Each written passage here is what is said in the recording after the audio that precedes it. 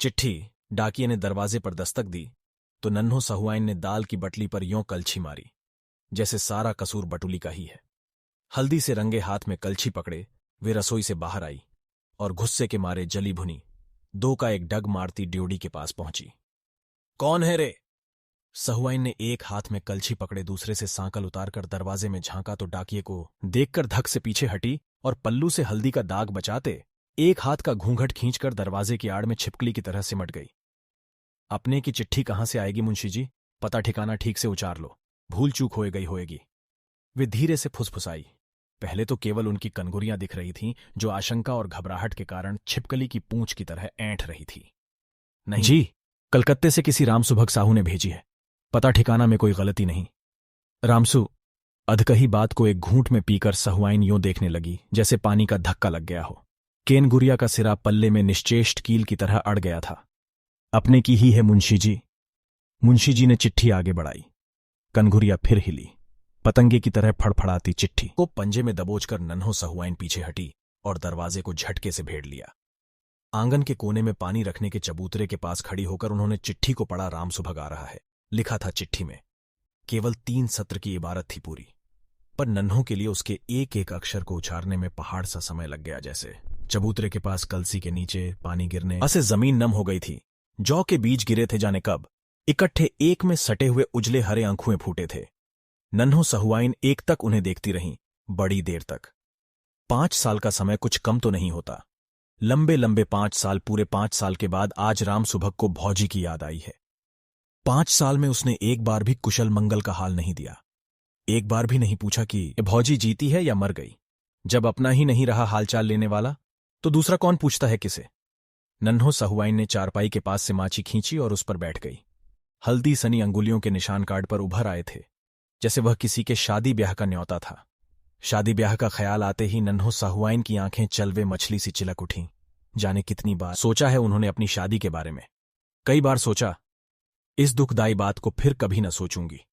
जो भाग में न था उस पर पछतावा क्या, पर वह औरत क्या जो अपनी शादी पर न सोचे, और एक ऐसी औरत जिसकी शादी उसकी जिंदगी का दस्तावेज बनकर आई हो। जिंदगी सिर्फ उसकी गिरोही नहीं बनी, उसने तो नन्हों के समूचे जीवन को रेत भरी पड़ती की तरह वीरान कर दिया। गांव की सभी औरतों की तरह नन्हों का भी ब्याह हुआ। उसकी भी शादी में वही हुआ जो सभी शादियों में होता है। बाजा गाजा, हल्दी सिंदूर, मौज उत्सव, हंसी रुला, सब कुछ वही।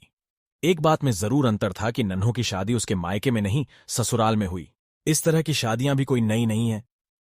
जो जिंदगी के इस महत्वपूर्ण मौके को भी उत्साह और इच्छा के बावजूद रंगीनियों से बांधने के उपकरण नहीं जुटा पाते, वे बारात चढ़ाकर नहीं, डोला उतारकर शादी करते हैं। इसलिए नन्हों की शादी भी डोला उतारकर ही हुई, तो इसमें भी कोई खास बात तो नहीं हो गई। नन्हों का पति मिश्रीलाल एक पैर का लंगड़ा था, पैदाइशी लंगड़ा। उसका दायां पैर जवानी में भी बच्चों की बांह की तरह ही मुलायम और पतला था। डंडा टेक फुदकता हुआ चलता। नाक नक्श से कोई बुरा नहीं था, वैसे काला चेहरा उभरी हुई हड्डियों की वजह से बहुत वीरान लगता। घर में किराने की दुकान होती जिसमें खाने पीने के जरूरी सामानों के अलावा तंबाकू, बीड़ी, माचिस और जरूरत की कुछ सब्जियां भी बिकती। अक्सर सब्जियां बासी पड़ी रहती क्योंकि अनाज से बराबर के भाव खरीदने वाले अच्छे गृहस्थ भी मेहमान के आने पर ही इस तरह का सौदा किया करते।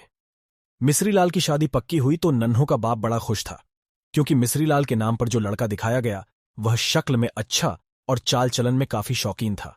लंबे लंबे उल्टे फेरे हुए बाल थे, रंग वैसे सांवला था, पर एक चिकनाई थी जो देखने में खूबसूरत लगती थी।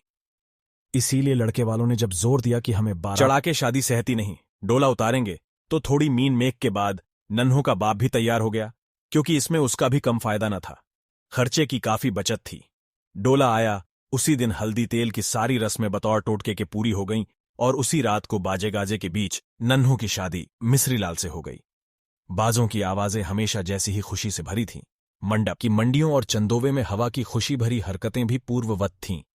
भाटिनों के मंगल गीत में राम और सीता के ब्याह की वही पवित्रता गूंज रही थी, पर नन्हों अपने हाथ भर के घूंघट के नीचे आंसुओं को सुखाने की कितनी कोशिश कर रही थी, इसे किसी ने न देखा। एक भारी बदसूरत पत्थर को गले में बांधे वह वेदना और पीड़ा के अछोर समुद्र में उतार दी गई, जहां से उसकी सिसकियों की आवाज भी शायद ही सुनाई पड़ती। कहो भौजी, बाबा ने देखा तो मुझको, एर शादी हुई मिश्री भैया की। रामसुभग ने दूसरे दिन काने में बैठी नन्हों से मुस्कुराते हुए कहा, अपना अपना भाग्य है, ऐसी चांद सी बहू पाने की किस्मत मेरी कहाँ है। भौजी मजाक के लिए बनी है, पर ऐसे मजाक का भी क्या जवाब। नन्हों की आंखों से झरझर आंसू गिरने लगे, जिन्हें वह पूरे 24 घंटे से लगातार रोके हुए थी। राम सुभग बिल्कुल घबरा गया। उसने दुखी करने के लिए ही चोट की थी, पर घायल सदा पंख समेटे शिकारी के चरणों में ही तो नहीं गिरता। कभी कभी खून की बूंदें भर गिरती हैं और पंछी तीर को सीने में समाये ही उड़ता जाता है। ठीक कहा लाला तुमने, अपना अपना भाग ही तो है, नन्हों ने कहा और चुपचाप पलकों से आंसुओं की चट्टानों को ठेलती रही। राम सुभग मिश्रीलाल का ममेरा भाई है। अक्सर वह यही रहता, एक तो इसीलिए कि उसे अपना घर पसंद न था, बाप सख्ती से काम कराता, और आनाकानी की तो बूढ़े बाप के साथ दूसरे भाइयों का मिलाजुला क्रोध उसके लिए बहुत भारी पड़ता। दूसरे, मिश्रीलाल का भी इरादा था कि वह अक्सर यहां आता जाता रहे, ताकि उसे दुकान के लिए सामान वगैरह खरीदवाने में आसानी पड़े। राम सुभग के लिए मिश्रीलाल का घर अपना जैसा ही था। उसने मिश्रीलाल की शादी की बात सुनी तो बड़ा खुश हुआ था कि घर में एक औरत आ जाएगी, थोड़ी चहल रहेगी, और मुरव्वत में अक्सर जो उसे चूल्हा फेंकने का काम भी कर देना पड़ता, उससे फुर्सत मिल जाएगी। पर नन्हों को देखकर राम सुभग को लगा कि कुछ ऐसा हो गया है जैसा कभी सोचा न था। नन्हों वह नहीं है जिसे मिश्रीलाल की औरत के रूप में देखकर उसे कुछ अड़चन न मालूम हो। वह काफी विश्वास के साथ आया था नन्हों से बात करने, उसे जता देने कि राम सुभग भी कुछ कम नहीं है। मिश्रीलाल का बड़ा आदर मिलता है उसे, यह घर जैसे उसी के सहारे टिका है, और भौजी के लिए राम सुभग सा देवर भी कहाँ मिलेगा। और शादी के पहले तो नन्हों के बाप ने भी उसे देखा था, पर जाने क्या है नन्हों की उस झुकी हुई आंखों में कि राम सुभग सब भूल गया। चारपाई के नीचे बिछी रंगीन सुहागी चटाई पर पैरों को हाथ में लपेटे नन्हों बैठी थी गुड़ी मुड़ी। उसकी लंबी बरौनियां बारिश में भीगी तितली के पैरों की तरह नम और बिखरी थीं, और वह एक तक कहीं देख रही थी, शायद मन के भीतर किसी बालियों से लदी फसल से ढके लहराते हुए एक खेत को, जिसमें किसी ने अभी अभी जलती हुई लुकाठी फेंक दी है। राम सुभग बड़ी देर तक वैसे ही चुप बैठा रहा। वह कभी आंगन में देखता था, कभी मुडेरे पर। वह चाहता था कि इस चुप्पी को नन्हों ही तोड़े, वही कुछ कहे, अपने मन से ही जो कहना ठीक समझे, क्योंकि उसके कहने में शायद बात कुछ ठीक बने न बने, पर नन्हों तो कुछ बोलती ही नहीं। ब्याह के दूसरे दिन के रस्म रिवाज पूरे हो रहे थे। कमारी डाले में अक्षत सिंदूर लेकर गांव की तमाम सत्तियों के चौरे पूज आई थी, और सबसे मिश्रीलाल की मृत मां की ओर से वर वधू के लिए आशीर्वाद मांगाई थी। रात भर गाने से थकी हुई भाटिनें अपने मोटे और भोंडे स्वरों में अब भी राम और सीता की जोड़ी की असीसें गा रही थीं। कुछ बचे खुचे लोग एक तरफ बैठे खा रहे थे, पूर्वे पत्थर इधर उधर बिखरे पड़े थे। अच्छा भौजी, राम सुभग इस मौन को और न झेल सका, चुपचाप उठकर आंगन में चला आया। क्या बबुआ, भौजी पसंद आई? एक मंचली भाटिन ने मोटी आवाज में पूछा। हां, बहुत। राम सुभग इस प्रश्न की चुभन को भांप गया था। उसने मुस्कुराने की कोशिश की, पर गर्दन ऊपर न उठ सकी। वह चुपचाप सिर झुकाए दालान में जाकर मिश्रीलाल के पास चारपाई पर बैठ गया। उस समय मिश्रीलाल दो एक नाते रिश्ते के लोगों से बातें कर रहा था। पीले रंग की धोती उसके काले शरीर पर काफी फब रही थी, पर उसके चेहरे की वीरानी में कोई अंतर न था। खुशी उसके चेहरे पर ऐसी लग रही थी जैसे किसी ने जंग लगी पिच की डिबिया में कपूर रख दिया हो। उसके दाहिने हाथ का कंगन एक मरे हुए मकड़े की तरह झूल रहा था। जाने क्यों आज राम सुभग को मिश्रीलाल बहुत बदसूरत लग रहा था। शादी के कपड़ों में कोई ऐसा भद्दा लगता है, ये राम सुभग ने पहली बार देखा। सुभग, मिश्रीलाल ने बातचीत से निपटकर दालान में एकांत देखकर पूछा। क्यों रे भौजी, कैसी लगी? सच कहना, अपनों से क्या दुराव गया था ना? कुछ कह रही थी। नहीं तो, राम सुभग ने कहा। काफी हंसमुख है, वैसे मायका छूटने पर तो सभी दुल्हनें थोड़ी उदास रहती हैं। मिश्रीलाल अजीब तरीके से हंसा। अरे वाह रे सुंभू, तू तो भाई दुल्हनें पहचानने में बेजोड़ निकला। उदास क्यों लगती है भला वह? किसी परिवार वाले घर में जाती, सास जेठानियों की धौंस से कलेजा फट जाता। दिन रात कांव कांव, यहां तो बस दो प्राणी है, राज करना है कि नहीं? हूं। राम सुभग गर्दन झुकाए चारपाई के नीचे देख रहा था। उसने वैसे ही हामी भर दी जैसे उसने पूरी बात सुनी ही न हो। मिश्री साह, दरवाजे से कमारी ने पुकारा। बाबाजी बुला रहे हैं। चौके पर कंगन छूटने की साइड बीत रही है। मिश्रीलाल धीरे से उठे और फुदकते हुए चौके पर जा बैठे। लाल चुनर में लपेटे गुड़िया की तरह उठाकर नन्हों को कमारी ले आई और उसने मिश्रीलाल की बगल में बिठा दिया। मिश्रीलाल शादी हुए एक सतवारा बीत चुका था। इस बीच जाने कितनी बार राम सुभग नन्हों के पास बैठा। नन्हों के पास बैठने में उसे बड़ी घुटन महसूस होती। उसे हर बार लगता कि वह गलती में आ गया। उसका मन हर बार एक अजीब किस्म की उदासी से भर जाता। वह सोचता कि अब उसके पास नहीं जाऊंगा, जो होना था सो हो गया, पर उसका जी नहीं मानता। नन्हों ने इस बीच मुश्किल से उससे 2-4 बातें की होगी, कभी शायद ही उसकी ओर देखा होगा, पर पता नहीं उन झुकी हुई बरौनियों से घिरी आंखों में कैसा भाव है कि राम सुबह खींचा चला आता है। वे आंखें उसे कभी नहीं देखती, कहीं और देखती हैं, पर उनका इस तरह देखना राम सुबह के मन में आंधी की तरह घुमड़ उठता है। वह बार बार सोचता कि शायद नन्हों के बाप के सामने वह दूल्हा बनकर न खड़ा होता तो नन्हों आज यहां न होती। झुकी हुई पलकों से घिरी इन आंखों की पीड़ा उसी की पैदा की हुई है। वही दोषी है, वही अपराधी है। राम सुभग इसीलिए नन्हों के पास जाने को विकल हो उठता है, पर पास पहुंचने पर यह विकलता कम नहीं होती। उसकी मां ने बहू को मुंह दिखाई देने के लिए 2 रुपए न्योता के साथ भेजे थे, पर नन्हों को देखकर उसकी हिम्मत न होती कि वे रुपए मां की ओर से उसे दे दे।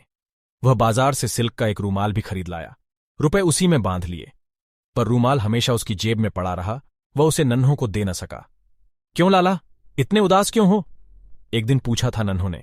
यहां मन नहीं लगता, भाई भौजाइयों की याद आती होगी। नहीं तो उदास कहां हूं, तुम जो हो, राम सुभग ने मुस्कराते कहा। मैं तो हूं ही, पर लाला, मैं तो दुहक की साझीदार हूं। सुख कहां है अपने पास जो दूसरों को दूं? उदासी में पली, उदासी में ही बढ़ी। जन्मी तो मां मर गई, बड़ी हुई तो बाप का बोझ बनी। मैं भला दूसरे की उदासी क्या दूर कर सकूंगी? देखो भौजी, राम सुभग ने पूरी साझेदारी से कहा, जो होना था वह हो गया। दिन रात घुलते रहने से क्या फायदा? कुछ खुश रहा करो, थोड़ा हंसा करो। नन्हों मुस्कुराने लगी। अच्छा लाला, तुम कहते हो तो खुश रहा करूंगी, हंसूंगी, पर बुरा न मानना, बेबान के काम में थोड़ी देर लगती ही है। उस दिन राम सुभग बड़ा प्रसन्न था। सिर का भारी बोझ हट गया, जैसे किसी ने कलकत्ते हुए कांटे को खींच कर निकाल दिया। नन्हों का मुस्कुराना भी गजब है, वह सोच रहा था। उदास रहेगी तब भी, मुस्कुराएगी तब भी, हर हालत में जाने क्या है उसके चेहरे में जो राम सुभग का मन उचाट देता है। गांव में घूमता रहे, बाजार से सौदा लाता रहे, लोगों के बीच में बैठकर गप्पे हाँकता रह, नन्हों के चेहरे की सुधाते ही एक रस सूत झटके से टूट जाता। सोई सतह में लहरें वृत्ताकार घूमने लगती, सन्नाटे में जैसे मंदिर के घंटे की अनुगूंज झंझना उठती। चैती हवा में गर्मी बढ़ गई थी, उसमें केवल नीम की सुवासित मंजरियों की गंध ही नहीं, एक नई हरकत भी आ गई थी। उसकी लपेट में सूखी पत्तियां, सूखे फूल, पकी फसलों की टूटी बालियां तक उड़कर आंगन में बिखर जाती। दोपहर में खाना खाकर मिस्री लाल दालान में सो जाता और राम सुभग बाजार गया होता या कहीं घूमने। नन्हों घर में अकेली बैठी सूख पत्तों का फड़फड़ाना देखती रहती। उसके आंगन के पास भी खंडहर में नीम का पेड़ था। ऐसे दिनों में जब नीम हरी निबोरियों से लद जाता, वह ढेर सी निबोरियां तोड़कर घर ले आती और उन्हें तोड़ तोड़कर ताजे दूध से गालों पर तरह तरह की तस्वीरें बनाती। शीशे में ठीक ऐपन की पुत्री मालूम होती। रामलीला में देखा था, राम और सीता बनने वाले लड़कों के गालों पर ऐसी तस्वीरें बनती थीं। हवा का एक तेज झोंका आया, किवाड़ झटके से खड़खड़ाया। देखा, सामने राम सुभग खड़ा था मुस्कुराता हुआ। भौजी, वह पास की चारपाई पर बैठ गया। एक गिलास पानी पिला दो, बड़ी प्यास लगी है। कहाँ गए थे इतनी धूप में? नन्हों उठी और आंगन के कोने में चबूतरे पर रखी गगरी में पानी ढाल कर ले आई। जाने क्या हो गया था उस दिन राम सुभग को कि उसने गिलास के साथ ही नन्हों की बांह को दोनों हाथों से पकड़ लिया। एक झटके के साथ बांह कांपी और सांप की तरह ऐंठकर सुभग के हाथों से छूट गई। गिलास धब्ब की आवाज के साथ जमीन पर गिर पड़ा। शर्म नहीं आती तुम्हें? नन्हों सांपिन की तरफ फुफकारती हुई बोली। बड़े मर्द थे तो सबके सामने बांह पकड़ी होती। तब तो स्वांग किया था, दूसरे के अवजतने थे, सूरत दिखा ठगहारी की थी। अब दूसरे की बहू का हाथ पकड़ते शर्म नहीं आती। मैं तो भौजी तुम्हें यह देने आया था। राम सुभग ने रुमाल निकाला जिसकी खूंट में 2 रुपए बंधे थे। क्या है यह? नन्हों ने गुस्से में ही पूछा।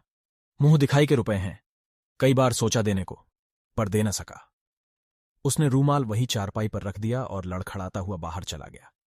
सारा आंगन झूले की तरह डोल रहा था। गांव की गलियां, दरवाजे जैसे उसकी ओर घूर रहे थे। उसी दिन वह अपने गांव चला गया है। 2 महीने बीत गए, राम सुभग का कोई समाचार न मिला। मिस्रीलाल कभी उसकी चर्चा भी करता तो नन्हों को चुप देख 1-2 बातें चलाकर मौन हो जाता। दुकान के लिए सारी चीजें राम सुभग ही खरीद कर लाता था। उसके न होने से मिस्रीलाल को बहुत तकलीफ होती। किसी लद्दू टट्टू या बैल वाले से सामान तो मंगवा लेता, पर चीजें मन माफिक नहीं मिलती और उनके साथ बाजार जाकर चीजें खरीदने में उसे काफी दिक्कत भी होती। दोपहर के वक्त जबकि सूरज सिर पर तपता होता, लू में डंडे के सहारे टेकता, पसीने से लथपथ किसी तरह वह घर पर पहुंचता।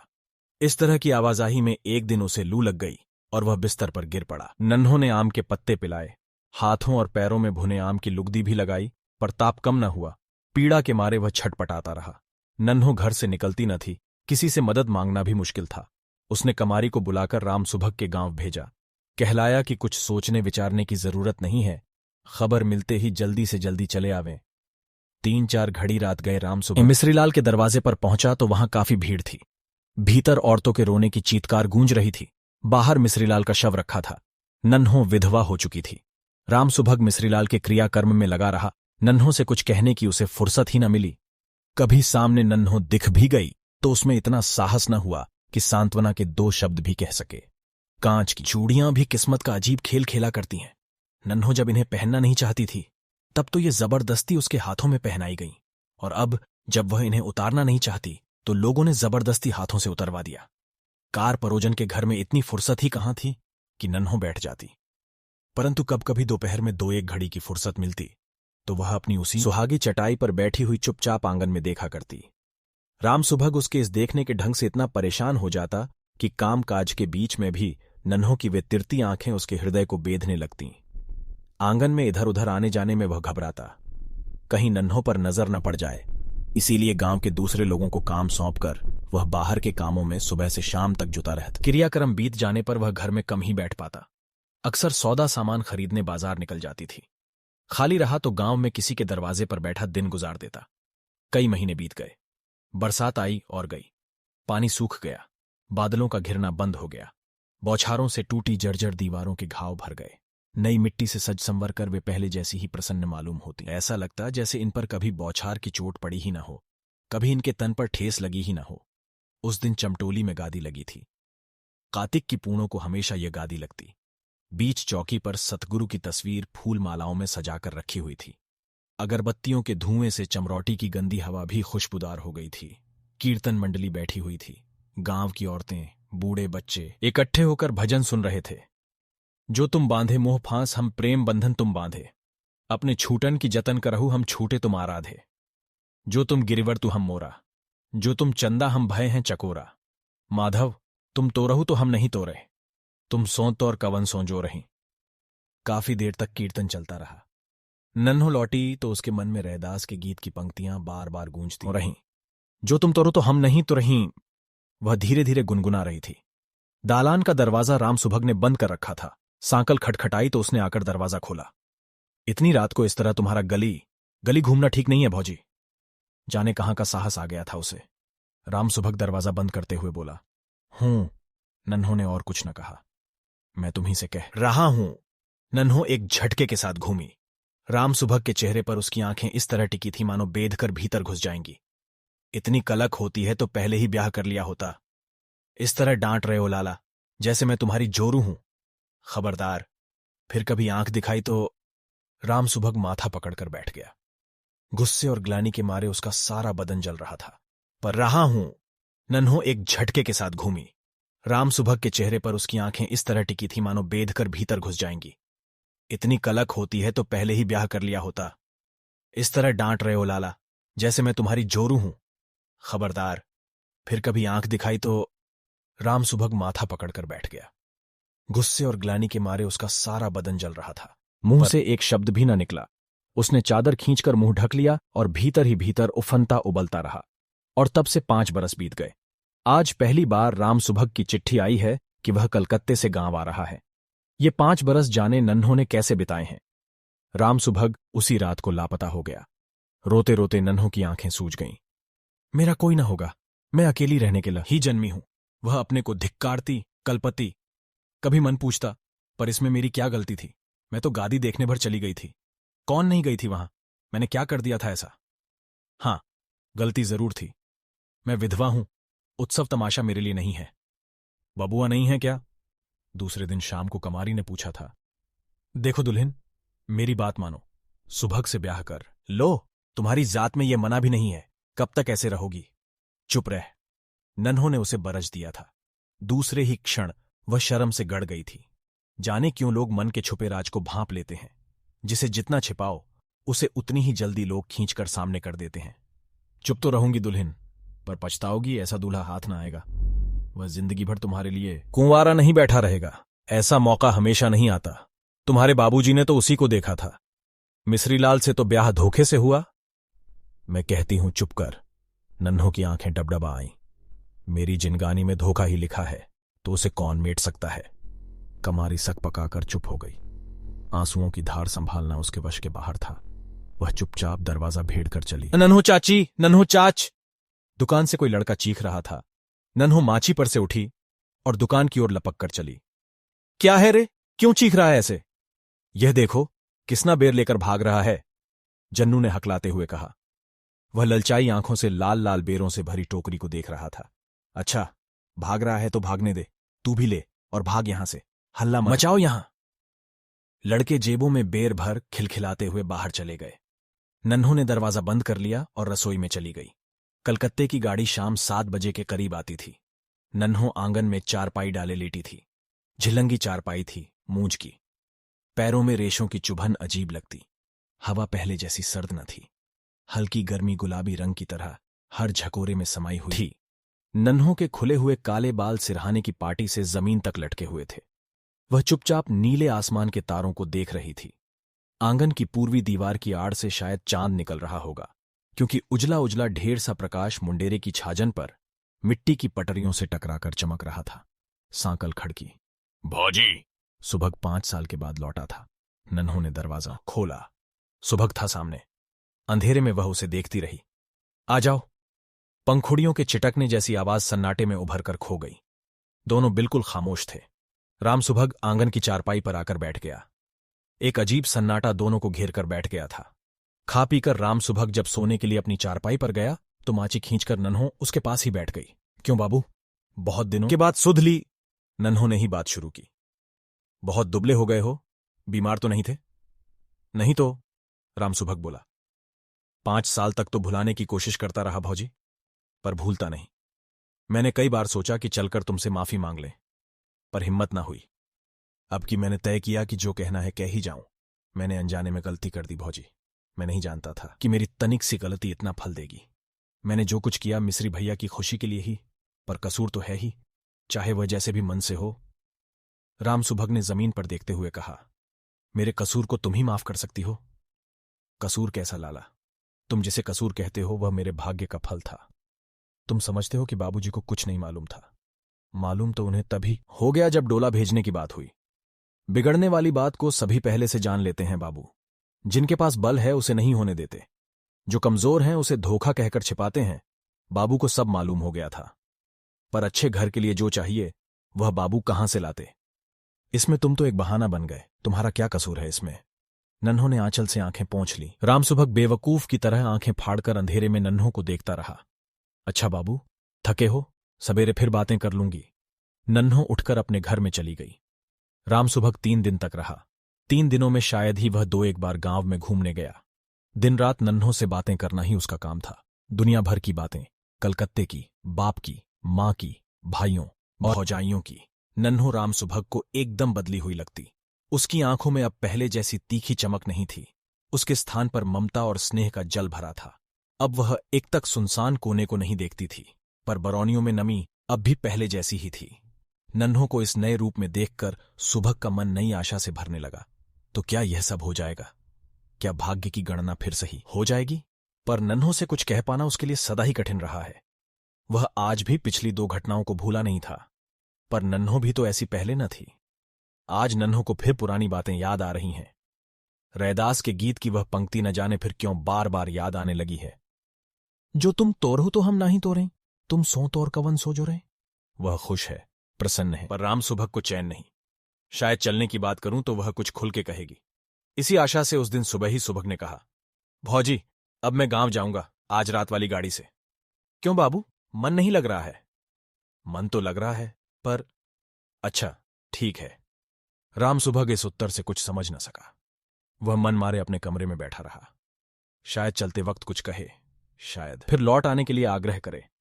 शाम को अपना सामान बांधकर जब सुभग तैयार हुआ तो नन्हों अपने घर में से निकलकर आई। तैयारी हो गई लाला? हां।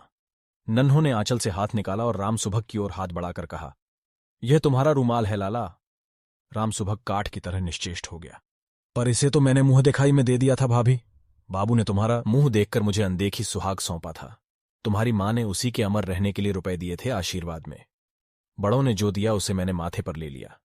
मैं कमजोर थी बाबू, भाग्य से हार गई। पर आज तो मैं अपने पैरों पर खड़ी हूं। आज मुझे तुम हारने मत दो। तुम्हारा रूमाल मेरे पांव बांध देता है लाला, इसी से लौटा रही हूं, बुरा न मानना। राम सुभग ने धीरे से रूमाल ले लिया। नन्हो उसका जाना भी देख न सकी। आंखें जल में तैर रही थीं। दिए की लौ जट्टामासी के फूल की तरह कई फांकों में बंट गई। नन्हो ने किवाड़ तो बंद कर लिया, पर सांकल न चढ़ा सकी। यह कहानी यही समाप्त होती है। और ऐसी ही कहानी सुनने के लिए ज्वाइन करें हमारा यूट्यूब चैनल